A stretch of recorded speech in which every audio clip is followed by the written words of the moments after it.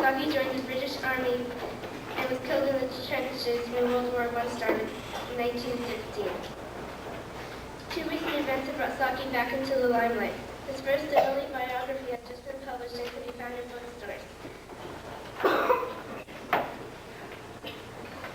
And a new collection of short stories, Storyteller and Other Stories, can be found in bookstores.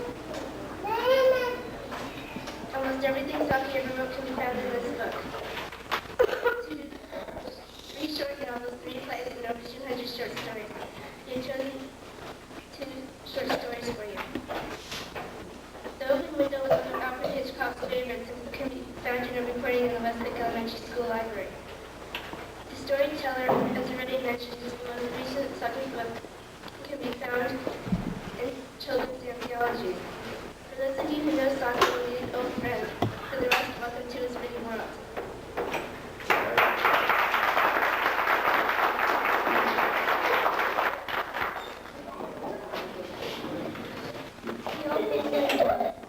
Mr. John Nettle had very bad nerves. They were so bad he had a terrible nervous breakdown and went to a sanitarium for a cure. After 3 years, he's ready to leave. His doctor speaks.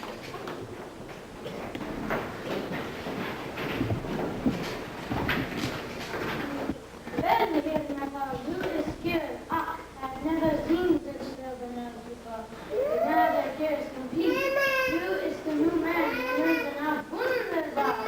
Thank you, Dr. for on your case. I do feel good. I'll never be nervous again. I'm ready here. Goose, remember here, Manhole, if you ever have another attack of nerves, you'll probably have a complete breakdown and never leave the sanitarium again. What you should do is meet some friends. New friends, that is their answer. Doctor, I was just seeing my sister, and she's giving me a list of friends of hers, and I'm going to visit them and hope to get some new friendships. Wunderbar! Good luck here, Manhole. Your day is fine.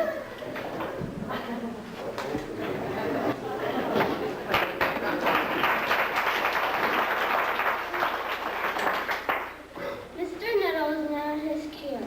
He has just arrived at the gorgeous home of his sister's first friend in the country, near the Great Swamp. As he waits in the living room to meet the friend, a young lady of 15 enters.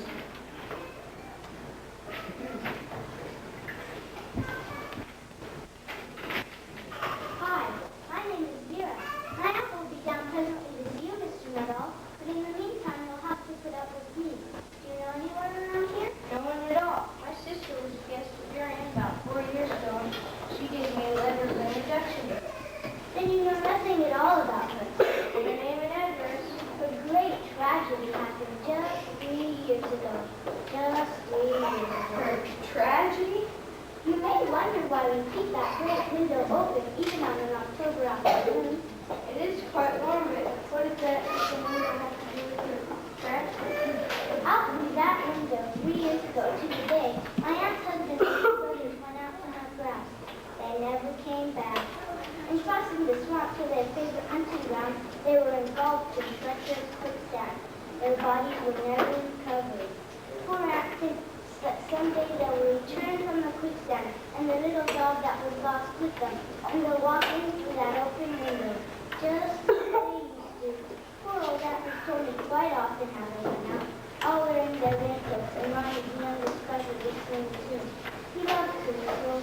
Gee, I'm sorry. Maybe I... You know, Mr. Nettle, when on a creepy evening like this, I almost get a terrible feeling they will all walk through that open window. Hello, Mr. Nettle. I hope the Jerry's been amusing you. She has. I hope you don't mind me open window.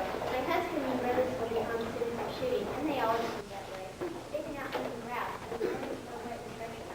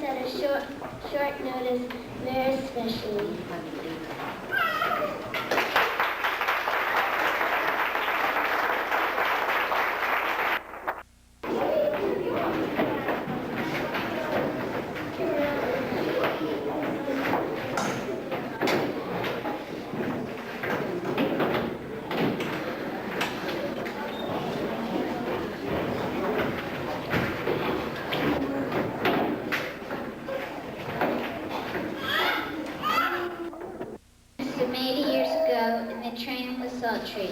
The occupants of the car were 5 small children and their elderly aunt. Also in the car was a bachelor. Most of the children's remarks began with why, and most of the aunt's words began with don't. The bachelor looked at the 6 but said nothing. Don't tap your feet. Why? It's not polite. Don't come. Why? It's not nice. Don't scratch your nose. Why? Nice girls don't do such things. Don't cough your mouth. Why? Young ladies don't do such things. Don't hiccup like that. Why? It's very rude of you. Come, children, look out the window. Why are those sheep being driven to another field? I guess there's grass there. But there's not grass in that field. There's nothing there but grass. Perhaps the grass in the other field is better. Oh, look at those cows. Why is it better? Yes, why is the grass in the other field better? Come, children. Let me tell you a story. Matthew! The aunt began a long and interesting story about a little girl who was always good and made many friends, and who was saved from a mad bull one day by all her friends who admired her so. When they have saved her, she hadn't been good? Yes, I think so. But they wouldn't have run so fast to save her. That's a stupid story. That's a very stupid story. That's the stupidest story I've ever heard. Louie, it was so stupid I didn't listen after the first word. You didn't seem to be much of a success as a storyteller. Well, it's difficult to tell a story that children can't both understand and appreciate. I don't agree with you. Perhaps you'd like to tell them a story. Tell us a story. Please tell us a story.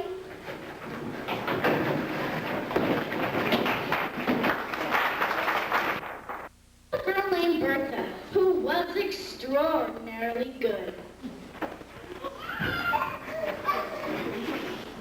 She did as she was told. She drank her milk daily, kept her clothes clean, studied hard at school, and was very polite. Was she pretty? No, not as pretty as any of you, but she was horribly good. Upon hearing the word horribly, even though it was used with the word good, the children became interested. She was so good that everyone loved her. Every day after school, she would go to the park. If children were having a fight, she would stop them and make them friends again.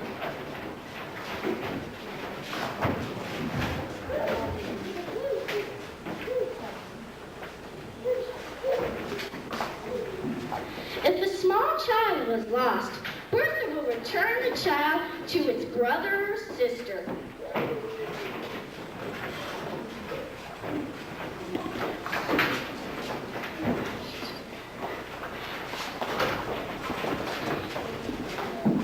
If a child got hurt, Bertha would go over to the child and bandage the cut and make the child happy again.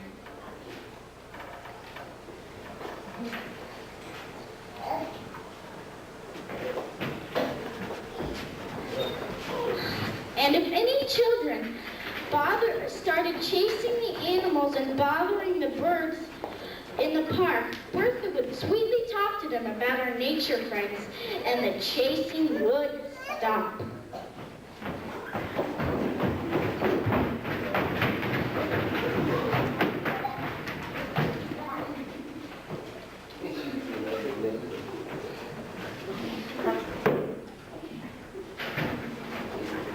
The mayor heard about Bertha from the other children and was pleased.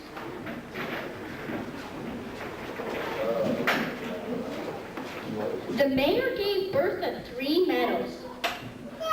One was for goodness, another was for obedience, and the last was for good behavior.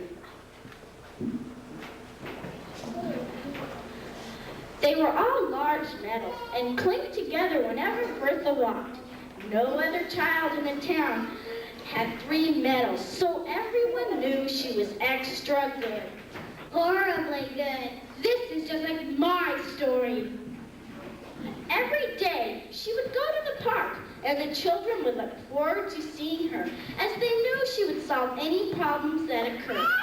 Was there any sheep in the park? Aha! No. Why? Yes, tell us why.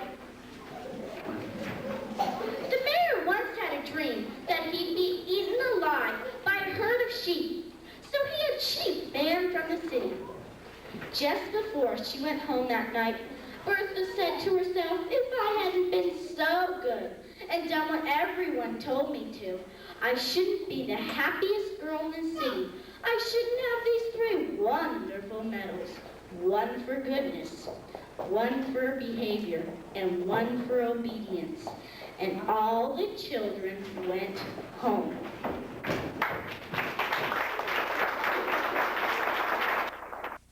One day, Bertha was especially good at school, so her teacher let her out early. She decided to go to the park and meet the children later when they got out. But before she arrived, a ravenous, hungry, ferocious wolf entered the park. He was looking for a meal. How wonderful! How exciting! How tremendous!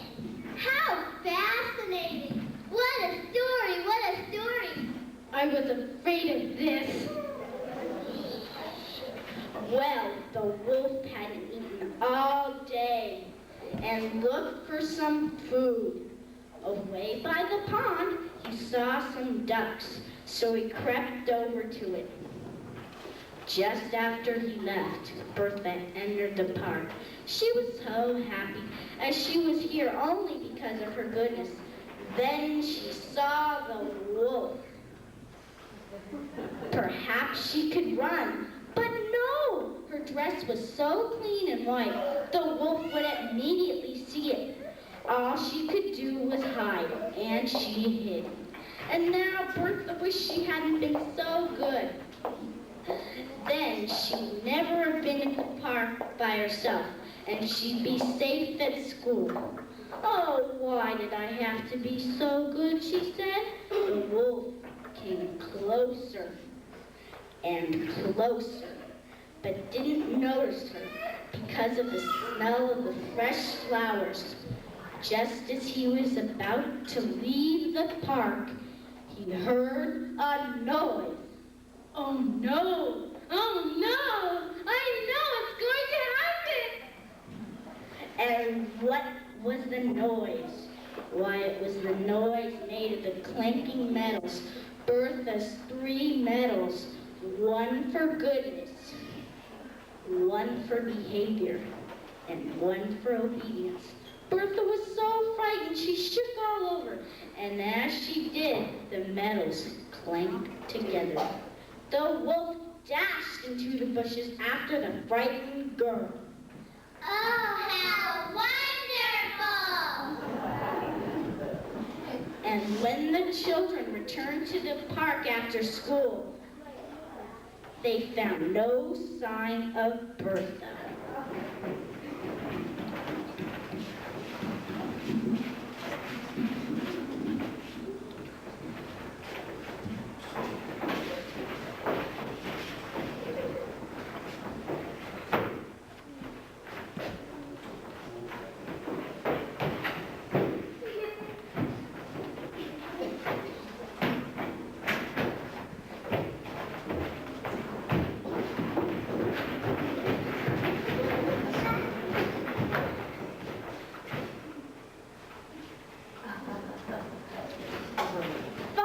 Children realized that something was terribly wrong, and they ran and got the mayor.